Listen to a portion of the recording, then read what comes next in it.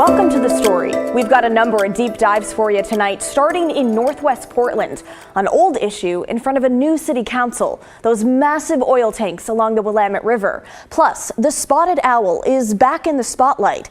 Could Elon Musk and his new department get involved?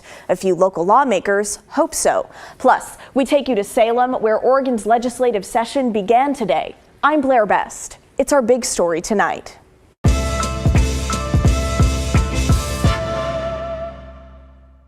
Tim Gordon joins us from the state capitol, where lawmakers were back in action today with a long list of priorities and a lot at stake. Tim? Yeah, Blair, hello from Salem, where it's been a beautiful day down here and no walkouts so far, but it's early, of course. This is just the beginning of a 5-month-long session where lawmakers will be taking on some big issues in challenging times. We will honor the colors. At Oregon State Capitol, the 83rd Legislative Assembly is now underway in both the House, Courtesies of the Senate, and the Senate, where lawmakers greeted each other as friends before getting down to business. There were no ceremonial theatrics to kick things off, and no partisan fireworks either. That works for Albany Republican Representative Shelley Bossart Davis. Let's see, this is my 4th session, so it feels like just a normal day and a lot of smiles on the House floor, so we'll consider that a good thing. I think in first day going back to school, that's what it looks like. Senate Majority Leader Casey Jama told us it was a good start to an important legislative session. And I think Oregonians are expecting us to do great work, and we're here to roll our sleeves and do the great work that is expected from Oregonians. transmitted the President's desk for referral. There are a lot of issues to cover in the next 5 months.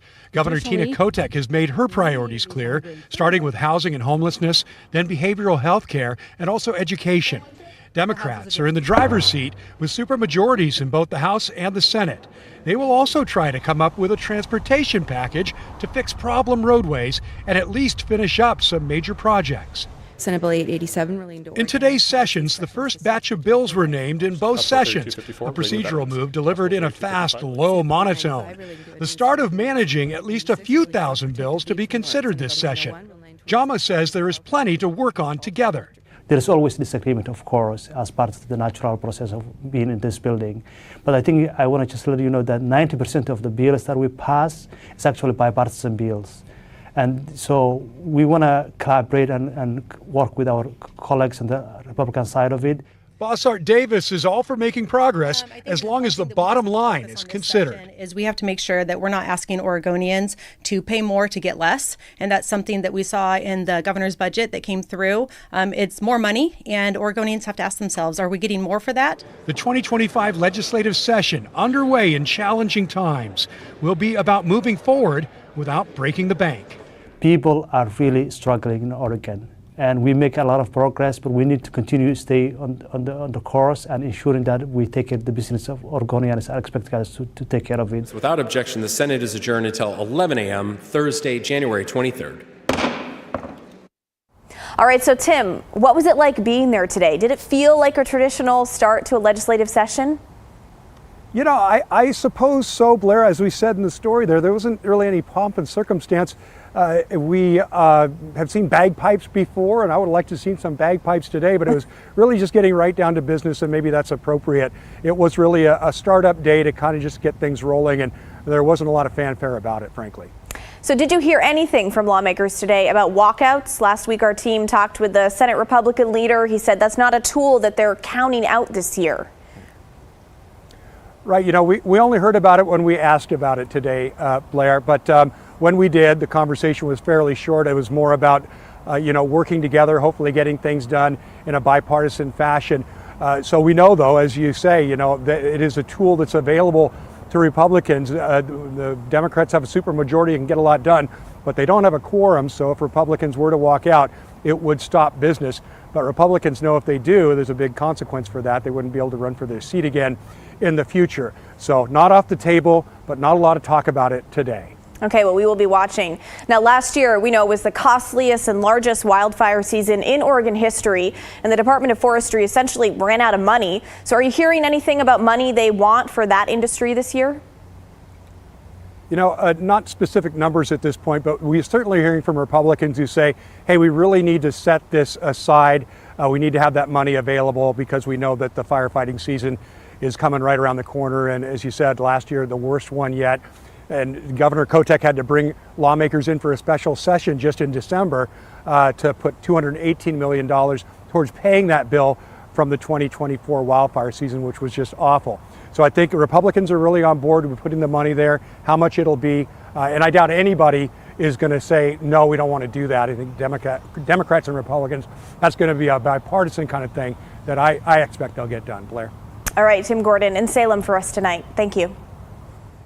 And while we're on the topic of Oregon lawmakers, here's an interesting connection between some in Salem and the Trump administration's new Department of Government Efficiency, or DOGE, which will be led by the wealthiest man in the world, Elon Musk.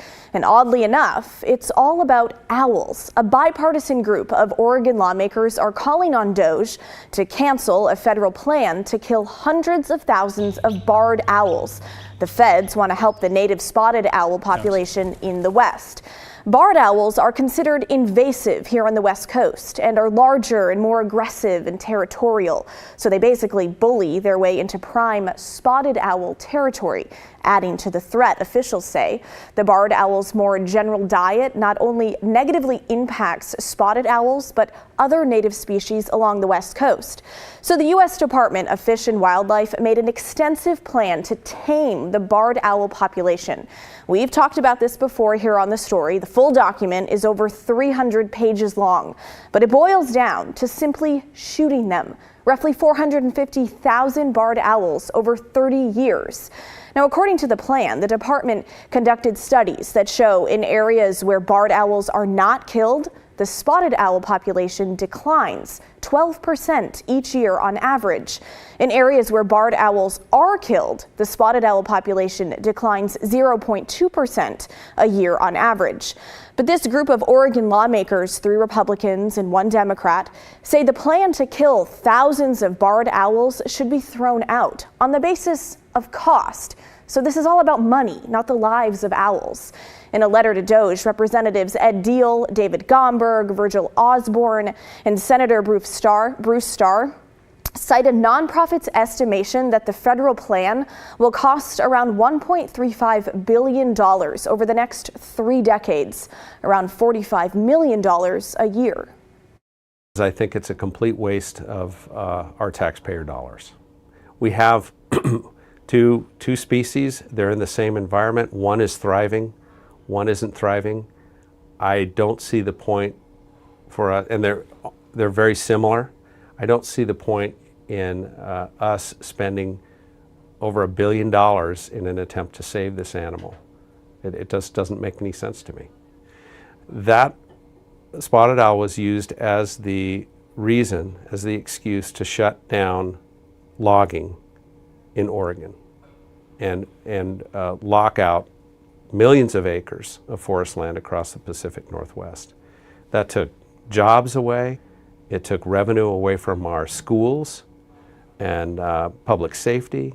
This has been a huge hit, and this started in the 90s, late 80s, and 30 years of that go by, and the spotted owl is still in decline. We have not helped the population.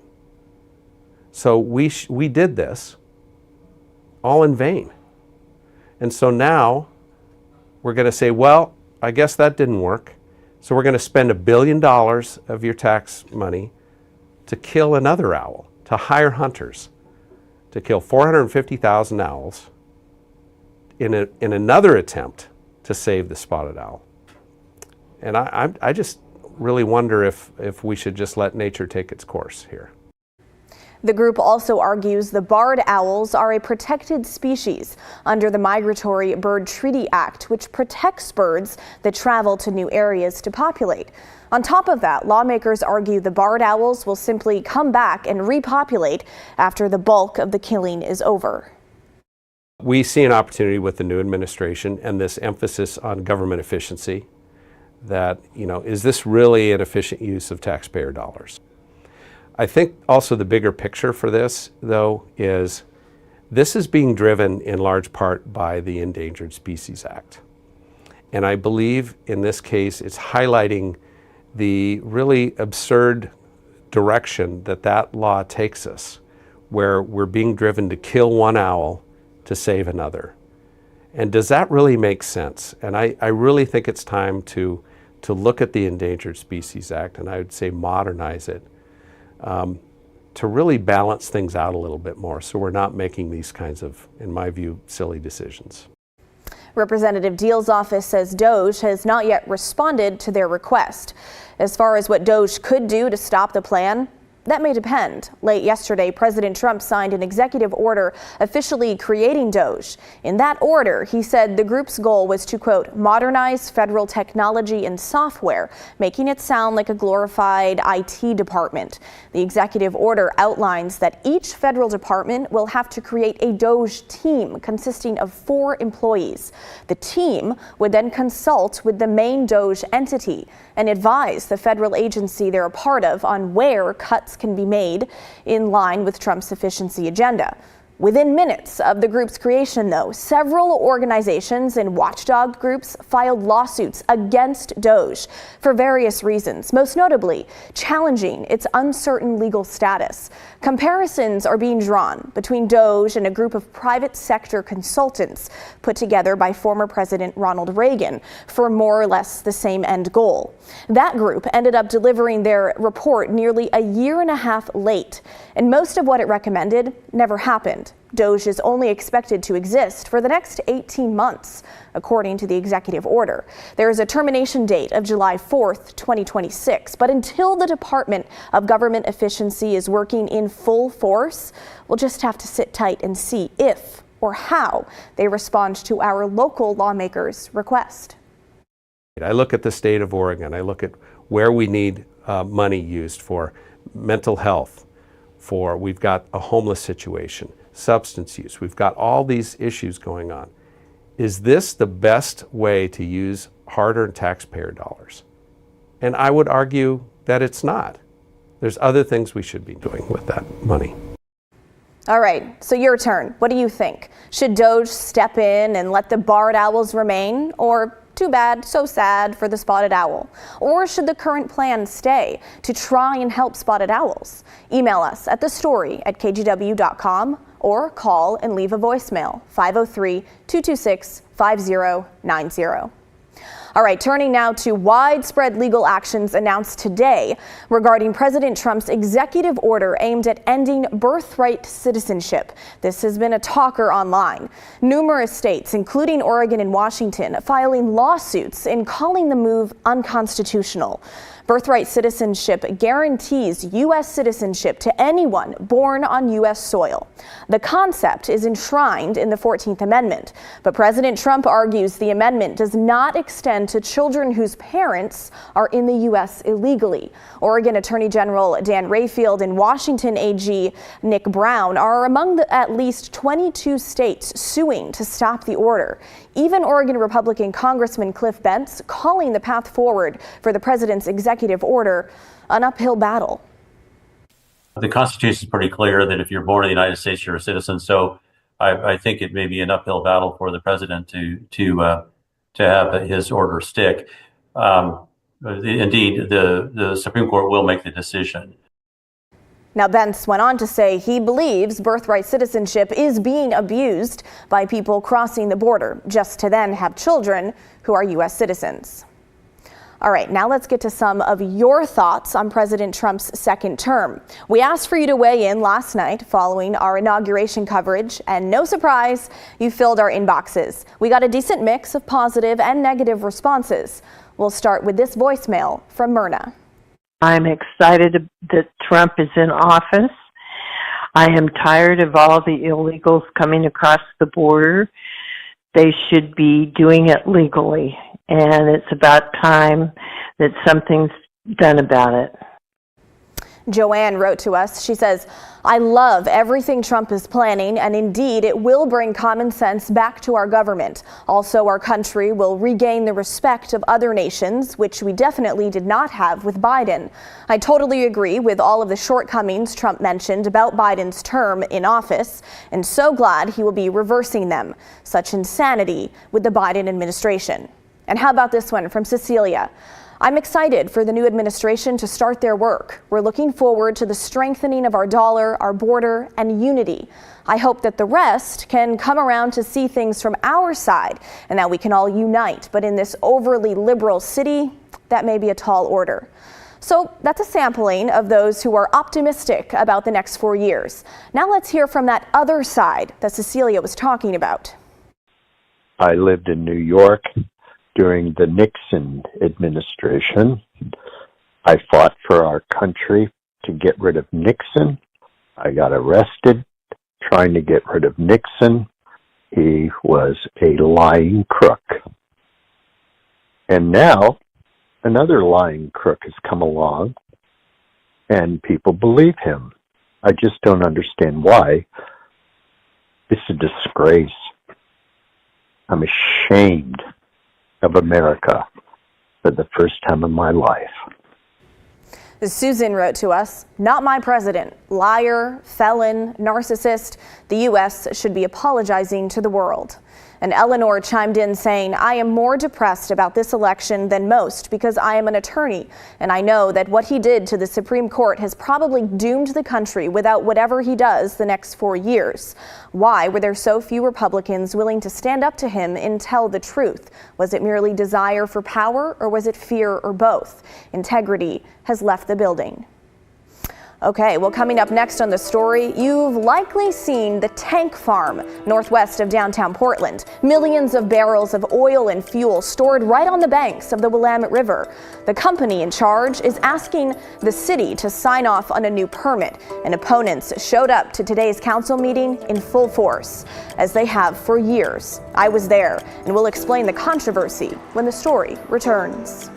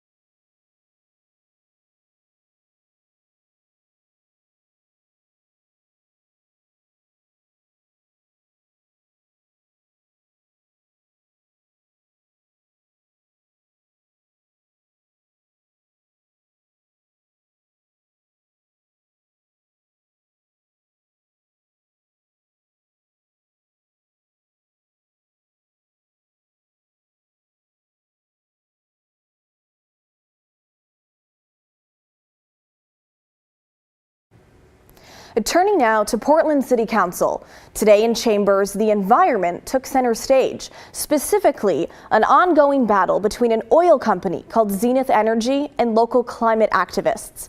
Those activists show up to council chambers almost every meeting dressed in red, the color of danger, they say. Newly elected council president Ilana Purtle-Guiney, who has the power to choose what council focuses on, decided to bring up this issue not even a month in. Okay, so what is Zenith Energy? And why should you care? Well, it's an international oil company with headquarters in Texas and New Jersey. They store tons of barrels, more than 1 million barrels of fuel, right here in Northwest Portland, right along the banks of the Willamette River. And they transport that fuel by train and tanker ships throughout the state. Take a look. You've likely seen those massive tanks when driving, say, from Portland to Sauvie Island.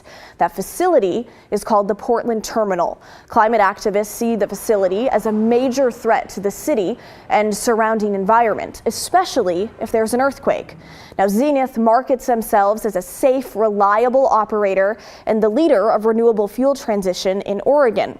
The terminal does not just hold crude oil. There's also renewable diesel fuel, plant-based gas for airplanes, and biodiesel. Today, Zenith officials explained how they plan to ensure tank safety and contain potential spills. We have detailed emergency response plans that are overseen by the EPA and Oregon DEQ. We practice and we rehearse these drills with all first response agencies, and even to the point of doing boom drills a couple of times a year to limit any risk. Okay, but not everyone in the community is sold on their safety plans, including this woman. Her name is Nancy, and she lives in Linton, close to the terminal.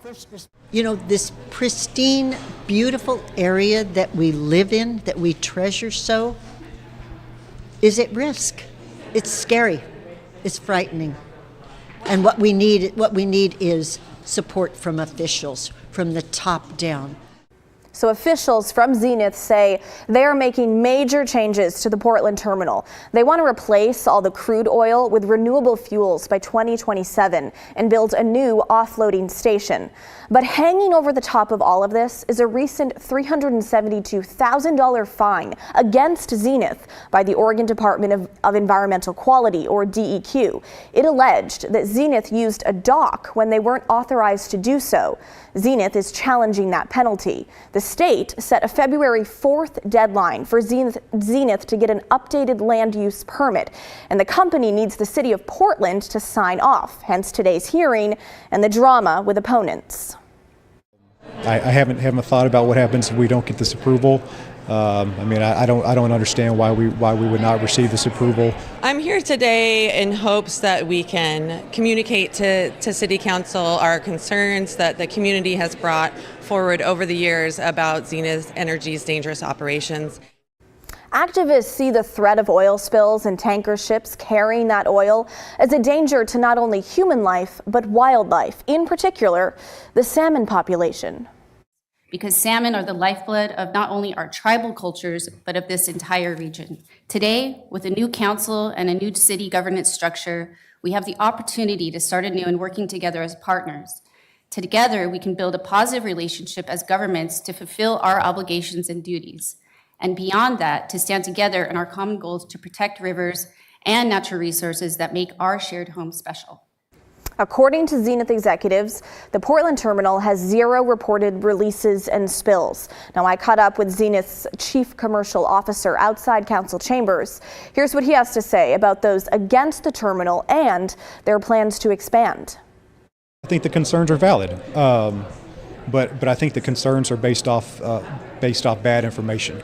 And we have spent significant resources, time and money bringing in outside third-party engineers to do a very detailed seismic vulnerability assessment of our facility. Well, I think we already know that we're in a climate crisis. We need to be reducing fossil fuels. The state has pretty aggressive fossil fuel and greenhouse gas reduction goals, and so we already know the harms, and we know that a lot of these renewable fuels carry the same harms.